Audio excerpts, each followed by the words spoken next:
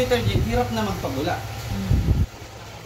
Kumbaga pangit na yung bula niya, ma'am, hindi na siya gaano pabula nun.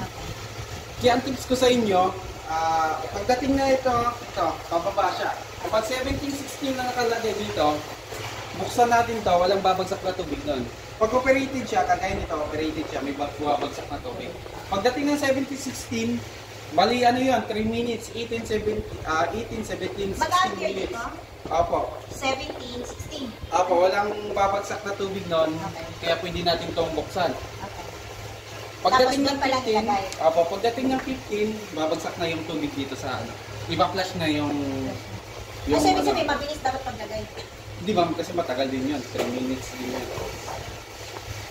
Kaya pagdating ng 15 minutes, babagsak na ang tubig nun, flash na yung popcorn. Kung sakaling ito, sinabay natin, pagdating ng 17-16, nababawasan yan. Kunti lang din ang bangon yan.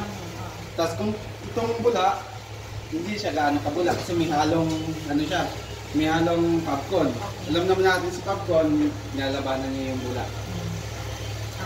Ito, abangan natin ng ma'am, 17-16. Start natin.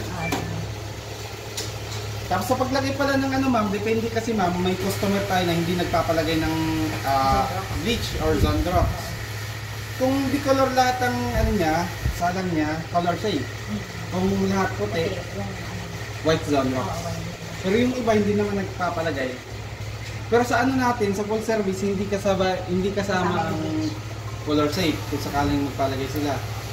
Ang ako sa inyo ma'am, para double kitaan tayo, dapat may stock kayo na sabon. Para bibili si customer, sa inyo na lang. Yun mas maganda.